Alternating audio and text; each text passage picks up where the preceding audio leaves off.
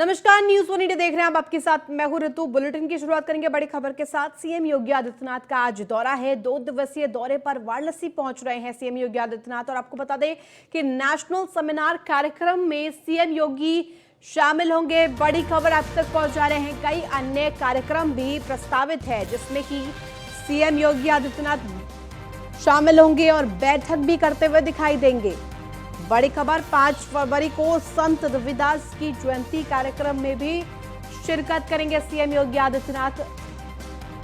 इस वक्त की बड़ी खबर, वाराणसी दौरे पर पहुंच रहे हैं सीएम योगी आदित्यनाथ। 2 दिवसीय दौरा होगा। और आपको बता दें कि आज नेशनल सेमिनार का आयोजन किया गया है। नेशनल सेमिनार कार्यक्रम में सीएम योगी आदित्यनाथ शिरकत करेंगे। कई अन्य कार्यक्रम भी प्रस्तावित है जिनमें शामिल होंगे सीएम योगी आदित्यनाथ। इसके साथ साथ सीएम योगी बैठक भी करते हुए दिखाई देंगे।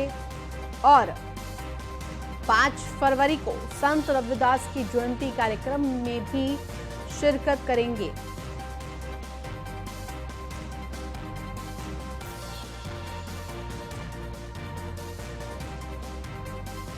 बड़ी खबर आप तक पहुंचा रहे हैं वाराणसी दौरे से जुड़ी हुई। एक के बाद एक कवायद सीएम योगी आदित्यनाथ की तरफ से की जा रही है। नेशनल सेमिनार कार्यक्रम का भव्य आयोजन किया गया है। सेमिनार के लिए तैयारियां पूरी कर ली गई है। सीएम योगी आदित्यनाथ पहुंच रहे हैं आज वाराणसी में। ज्यादा जानकारी के साथ हमारे संवाददाता संतोष ओझा हमारे साथ वाराणसी से जुड़ गए हैं। संतोष, क्योंकि ये बड़ी खबर, वाराणसी दौरे पर 2 दिन के लिए 2 दिवसीय दौरे पर पहुंच रहे सीएम योगी आदित्यनाथ, क्या कुछ मायने निकाले जाए इस दौरे से?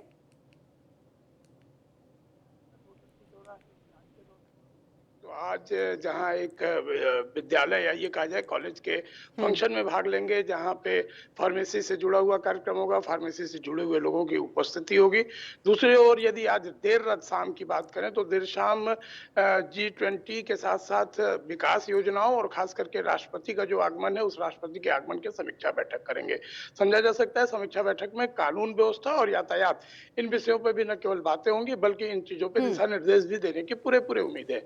यदि कल की बात करें तो निश्चित तौर पे कल सुबह सवेरे रविदास जयंती है और रविदास जयंती में लोगों का या ये कहा जाए कि पंजाब और पंजाब के क्षेत्रों का एक बड़ा जमावड़ा बनारस में होता है। और लोग अपने गुरु के स्थान पे न केवल पूजन दर्शन करने आते हैं बल्कि वहां पे शीश नवा के तमाम ढंग की अपनी शुभकामनाओं को प्रकट करते हैं और उसकी चाह रखते हैं। समझा जा सकता है इस मौके पे खुद मुख्यमंत्री यहाँ पे आएंगे और मुख्यमंत्री आने के बाद वो भी शीश नवाएंगे। मायने की बात यदि किया जाए तो समझा जा सकता है ये चुनावी वर्ष है और पंजाब जो है वो बीजेपी का अभी तक गढ़ नहीं बन पाया है। ये कहा जाए कि वहां पे अपनी पैठ थोड़ी सी इनकी कमजोर है। तो इन चीजों के मद्देनजर भी देखा जा रहा है कि ये एक राजनीतिक समीकरण या ये राजनीति को अपने साधने के लिए, वोटरों को साधने के लिए एक अच्छा स्थान होगा, क्योंकि लगभग लाखों की संख्या में या यूं कहे कि करीब 3 लाख लोग पंजाब से बनारस पहुंचते हैं। और पूरा एरिया या सिर गोवर्धन के क्षेत्र को यदि कहा जाए तो पूरी तरीके से मिनी पंजाब के रूप में ले लिया जाता है। महीनों पहले इसकी तैयारी होती है और यही नहीं,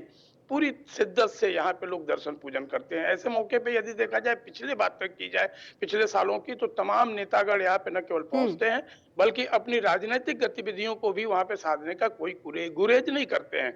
यदि कल की बात की जाए तो जो संभावनाएं व्यक्त की जा रही हैं वो ये की जा रही हैं कि अरविंद केजरीवाल दिल्ली के मुख्यमंत्री और पंजाब के मुख्यमंत्री भगवत मान भी यहाँ पे आ सकते हैं। हालांकि अभी प्रोटोकॉल नहीं आया है, लेकिन उम्मीद पूरी तरीके से रखा जा रहा है कि इन दोनों मुख्यमंत्रियों की भी कल दरबार में उपस्थिति होगी, माथा टेकेंगे। तो समझा जा सकता है कि यदि, जैसा कि आपका प्रश्न था, क्या मायने रखते हैं, तो इस रविदास जयंती के माध्यम से लोगों को साधने के लिए, वोटरों को साधने के लिए एक अच्छा अवसर मिलता है। और यही वजह है कि कोई भी राजनीतिक पार्टी यहाँ आने से गुरेज नहीं करता है और आके पूरे शिद्दत से न केवल पूजन दर्शन करता है बल्कि वहां के लंगर में भी भाग लेता है। जी संतोष, क्योंकि जिस तरह से आपने बताया कि राजनीतिक समीकरणों को साधने का प्रयास किया जाएगा, जिसके लिए बैठक का भी आयोजन किया गया है। G20 की भी अगर हम बात करें तो G20 की अध्यक्षता भारत कर रहा है और इसके मद्देनजर यूपी के लिए बड़ी कवायद ये मानी जा रही है। बैठक में कौन कौन शामिल होगा और क्या कुछ महत्वपूर्ण बिंदु रहेंगे, जरा उस पर गौर फरमाइए।